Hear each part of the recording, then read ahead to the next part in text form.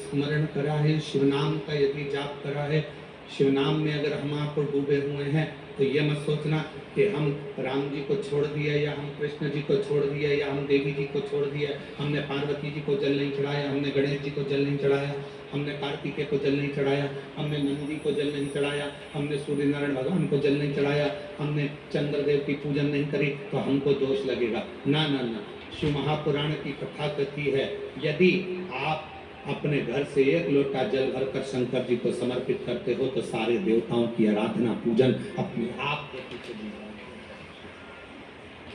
अपने 5 स्थान है जहां पर भगवान शंकर को चढ़ा हुआ जल यदि हम लगाते हैं तो हमारे 9 ग्रह, चाहे शनि हो, चाहे राहु हो, चाहे केतु हो, चाहे बृहस्पति हो, सारे ग्रह हमारे अनुकूल हो जाते हैं।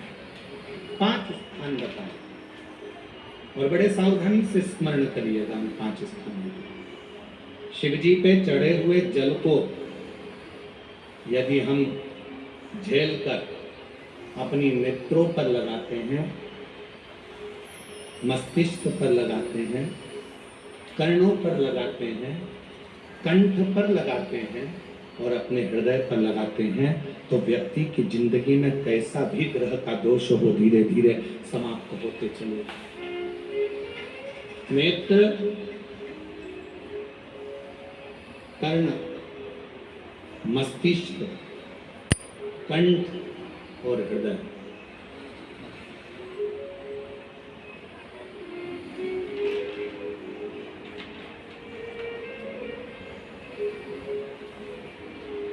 ये 5 स्थान इससे बता दिए शिव महापुराण में जिन पर शिव जी के चढ़े हुए जल को हम केवल मात्र लगा लेते हैं तो उससे भी हमको फल की प्राप्ति होगी।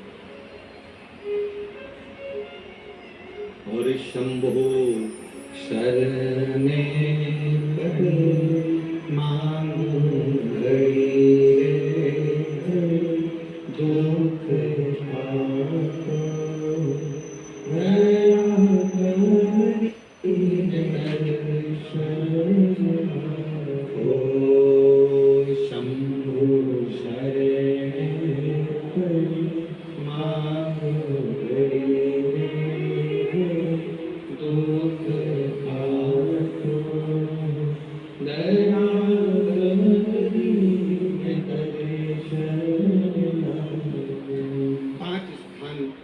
शिव जी को चढ़े हुए जल को लगाने का। पहला स्थान बोलिए, जम के बोलो जरा, नेत्र।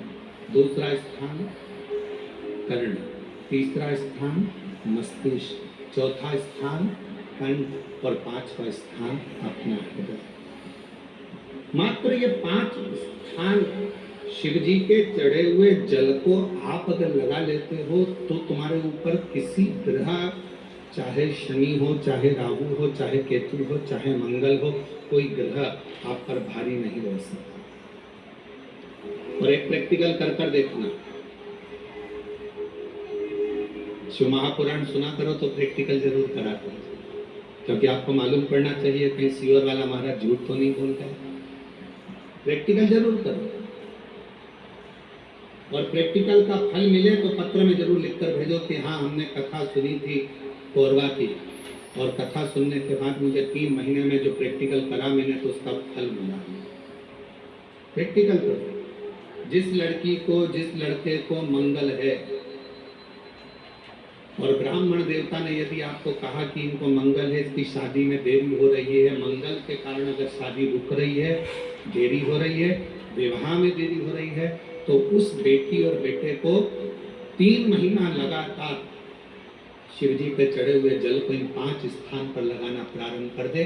3 महीने के बाद वो खुद कहेगा कि हाँ हमारा संबंध जम गया, हमें मंगल से कोई दोष नहीं। स्वयं शिव कृपा करते हैं, स्वयं शंकर करें।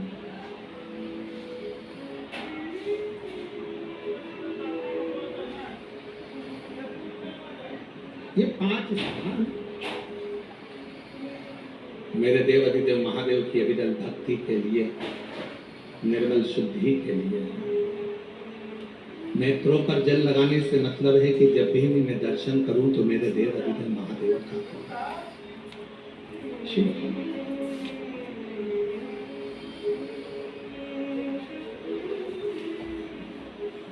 कंठ पर जल लगाने से मतलब है कि मेरे मुख से जो वाणी निकले, और मान लो मेरे मुख से कोई अपशब्द निकल गया तो किसी का बुरा ना हो। कर्णों से जल लगाने से मतलब है कि मेरे कानों के माध्यम से जो शब्द मेरे अंदर जाएं वो मेरे जीवन का कल्याण करे।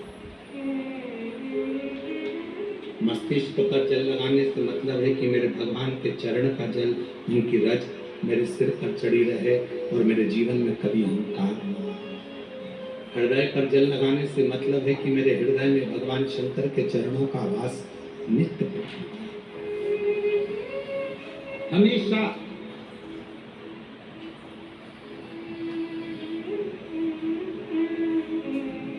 निकुंभ में एक प्रश्न एक बहन ने करा था छत्तीसगढ़ की,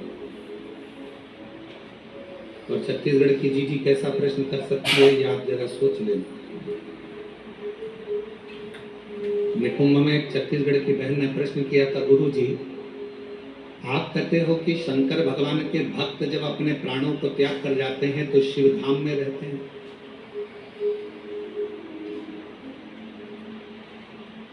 और हमने नेट पर सर्च करा तो पूरे विश्व में 70% मनुष्य शिव के भक्त हैं, केवल 30% मनुष्य ऐसे हैं जो अन्य भक्त हैं।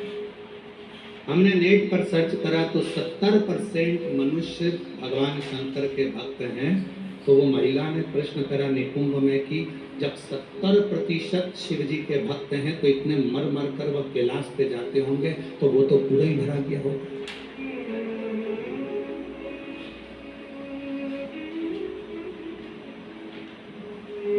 शिव जी अपने भक्त को कहाँ रखते हैं? भगवान शंकर अपने भक्त को कहाँ रखते हैं? तो यदि मेरी बहन अगर कथा सुन रही होगी निकुंभ वाली जिसने प्रश्न किया था, अगर वो कथा सुन रही हो तो उनसे कहूँगा मेरे शंकर भगवान अपने भक्त को कभी भी कैलाश में यहाँ वहाँ नहीं रखते, अपने भक्त को भगवान शंकर अपने दिल में रखते हैं, जहाँ पार्वती जी का स्थान है, जहाँ माँ जगज्जननी पार्वती जी का स्थान है, उस स्थान पर भगवान शिव अपने संपूर्ण भक्तों को रखते हैं। फिर कहा अगर ये भक्त अंदर रखे रहते होंगे तो भगवान इन भक्तों को, तो हमारा निवेदन है, बहुत सारी केरियां आना चालू हो गई।